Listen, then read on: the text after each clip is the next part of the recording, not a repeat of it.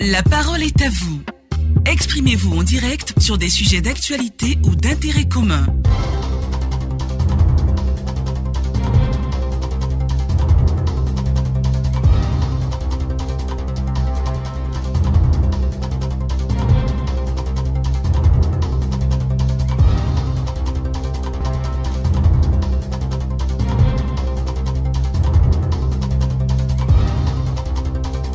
« 20 21 44 48 20 24 27 87. Aujourd'hui, on parle du secteur minier et c'est Yéman Kwaku qui nous appelle de Tabagne. Yéman, bonjour. Bonjour mon frère Aboussila. Vous êtes le premier à intervenir ce matin. Ah, bonne décision du gouvernement mon frère. Aujourd'hui, l'orpaillage clandestin prend de l'ampleur dans toutes nos régions avec ses conséquences assez graves et fâcheuses pour nos populations. Alors, partant, le gouvernement doit prendre des mesures vigoureuses pour mettre fin à cette pratique destructive et déstabilisatrice de notre économie. Quel genre de mesures, Yéman? Oui, posez la question. Quel genre de mesures souhaiterez-vous que le gouvernement prenne? Ces mesures sont les suivantes. 1. Si l'orpaillage il y a, il faut que le gouvernement l'autorise, le réglemente en accord avec la population dans un esprit civique. Parce que aujourd'hui, nos populations subissent beaucoup de désagréments avec des corollaires assez fâcheuses et avec les palabres interminables, les destructions des plantations, des terres, et puis des pertes en vie humaine. Et cela, c'est l'économie qui subit avec la population. Donc voilà quelques mesures que je proposerai au gouvernement de les prendre. Merci beaucoup, Yéman Kwaku. 20 21 44 48 20 24 27 87. Kwaku Emmanuel nous appelle de Bacro. Emmanuel, bonjour. Bonjour, mon frère. Nous vous écoutons, Emmanuel. Pour moi, le pays clandestin,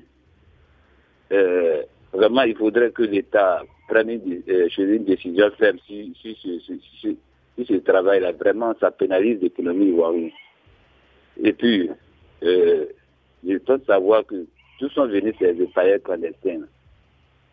À ce que je sache, nous sommes dans un État bien développé et que vraiment on doit pouvoir alterner ce milieu et faire un contrôle fiable sur ce domaine.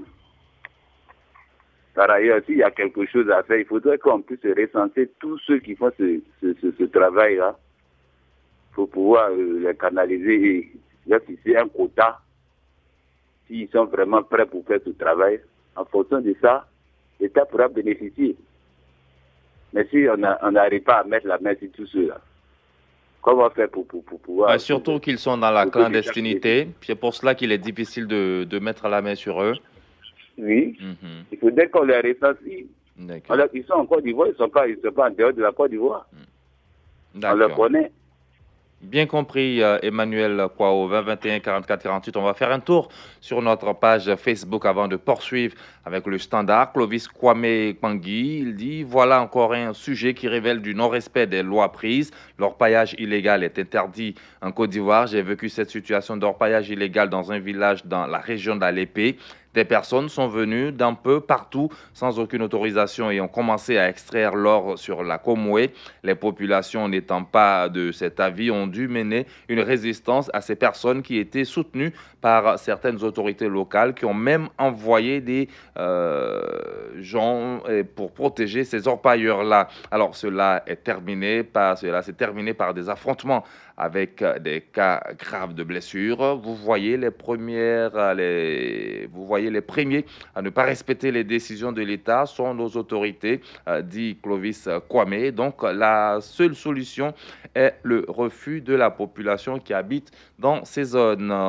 Soa Dominique Amoa, aujourd'hui certaines populations ne vivent plus dans la quiétude car les orpailleurs clandestins font la loi. Je me demande comment se fait l'identification des sites au point où l'État n'a point la mainmise.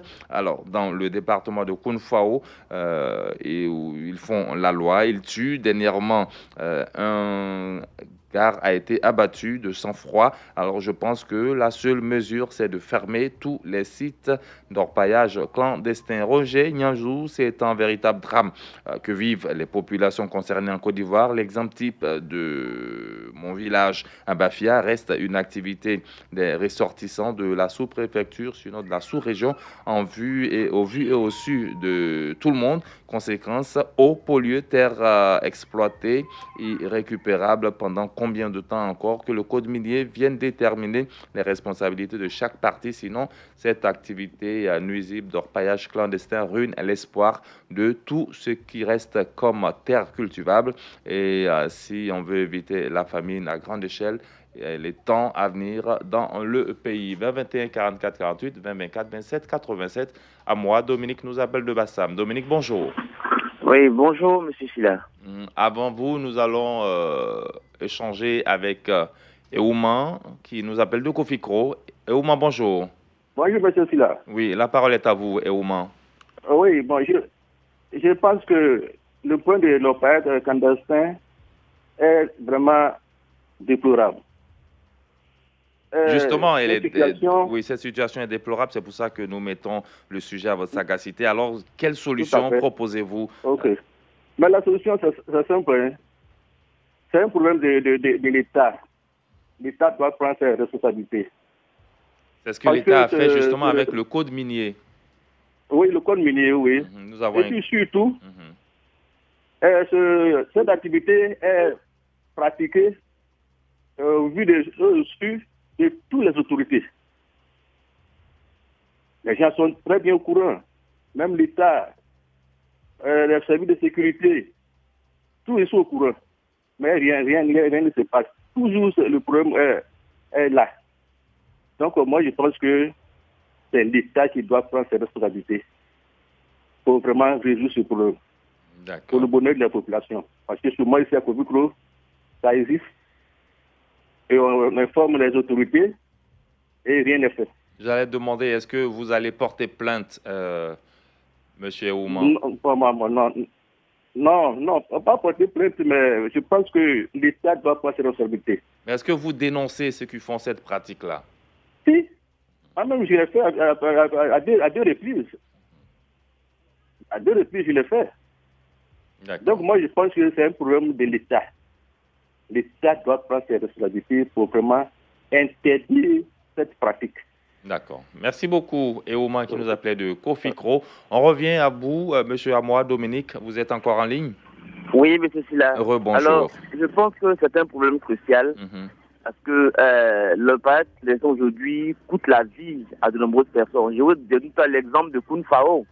Entre Kounfao et Tanda, un village avec Brocro. Tout dernièrement, il y a un Nigérien qui a été tué parce qu'il aurait été pris dans leur débandade. Voyez-vous. Et donc moi je pense que quand ils arrivent dans un village, les chefs des villages sont informés, ils doivent relayer l'information au niveau du sous-préfet. Et lui aussi, en tant qu'autorité de l'État, il fait remonter l'information. Je pense que on dit le code est là, effectivement, sur le terrain, on ne connaît pas le code. Donc il faut d'abord fermer ces sites et puis passer à un recensement de ces différents sites. Et par rapport à cela, l'État va déployer l'armée et autres. Parce que les populations aujourd'hui ne sont plus en sécurité. Ils font la loi au vu aussi de tous. Voilà ce que je propose. Donc, identifier les sites, si possible, y mettre des forces de l'ordre, et on verra ce que cela va donner. D'accord. Donc, vous préconisez la surveillance des sites. Effectivement. Et les chefs du village, surtout, doivent jouer franc jeu avec la population pour que cela soit dénoncé. Car le plus souvent, ils reçoivent des pédièmes et ils se taisent.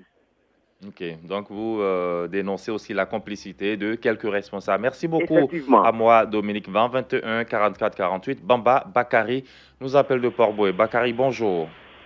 Oui, bonjour, monsieur Aboussil. On vous écoute, Bakari. Moi, ce phénomène vient une fois de plus nous prouver que le gouvernement a du mal à faire asseoir son autorité à travers ses représentants dans les régions. Moi, j'assure ces représentants-là parce que les orpailleurs ne peuvent pas venir s'installer dans une zone sans l'accord des autorités locales.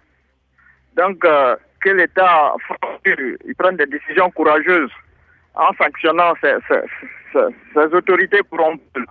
Alors, je vois qu'il y a je pense qu'il y a la corruption dans ce secteur-là. Donc, il essaie de nettoyer un peu en son sein. C'est peut-être cela qui fatigue les gens, n'est-ce pas, la corruption? Oui, il y a la corruption dans ce secteur. Parce qu'ils voient que ces orpailleurs clandestins-là, ils ont la caution des autorités de la région. On vous a bien entendu. Ce qui donne assez de force. D'accord, Monsieur Bamba, on vous a très bien entendu. 20 21 44 48. Kofi, Clément nous appelle de Zikiso. Clément, bonjour. Clément? Allô? Oui, Monsieur Kofi Clément, vous êtes en direct. Bonjour aussi là. Bonjour, comment ça va? Ça va un peu. Alors, vos propositions de solutions pour faire face au désordre aujourd'hui qui mine le secteur de l'or. Je propose que les chefs du village doivent rester en parfaite harmonie avec les sous-préfets et les préfets. Parce que quand ils voient un site en train de vraiment dans une situation, il faudrait qu'ils informent les autorités. Et les autorités, à leur tour, informent leur ministère de l'Intérieur. Je pense qu'il veut accueillir aussi les autorités parce que des fois même, ils sont au courant. Donc, je demande au ministère de l'Intérieur d'intervenir ces personnalités-là. Parce qu'ils savent vraiment que ce problème se passe. Mais au lieu d'intervenir, bon, ça ne se fait pas. Et cela cause des problèmes. Et les maladies aussi. Donc, vraiment, il faudrait que les chefs du village et les sous-préfets, les préfets doivent rester en parfaite harmonie pour éviter tout cela. D'accord. Merci, Kofi Clément, 20 21 44 48. Yacouba Ganame nous appelle de Lakota. Yacouba, bonjour. Bonjour, Aboussila. Alors, certains parlent de index, par exemple, les responsables coutumiers qui, eux aussi, souvent, sont complices de ces orpailleurs. Oui, alors merci beaucoup pour la question, hein, vraiment la bienvenue. Aujourd'hui, je pense que l'orpaillage clandestin, si cette chose existe vraiment, moi je dirais que ce n'est pas au vu et au su de tous, parce qu'aujourd'hui, une activité ne peut se faire sans que peut-être les chefs de village ne soient mis au courant. Alors, si les chefs de village sont au courant, c'est que l'administration centrale aussi est mise au courant de cette situation-là. Donc, moi, je souhaiterais que les chefs de village d'abord, qui sont en premier lieu, ainsi de suite les sous-préfets et même les préfets de région, de département, avec ceux-là, le ministère de l'Intérieur doit pouvoir recadrer les choses, recenser minutieusement les lieux de l'orpaillage, parce que tant qu'il n'y a pas de recensement, on ne peut pas recadrer et même recentrer tout ce qui est fait. Donc moi, je souhaiterais que vraiment il y ait d'abord un recensement minutieux avec l'aide des chefs de village, parce que c'est eux qui connaissent le terrain.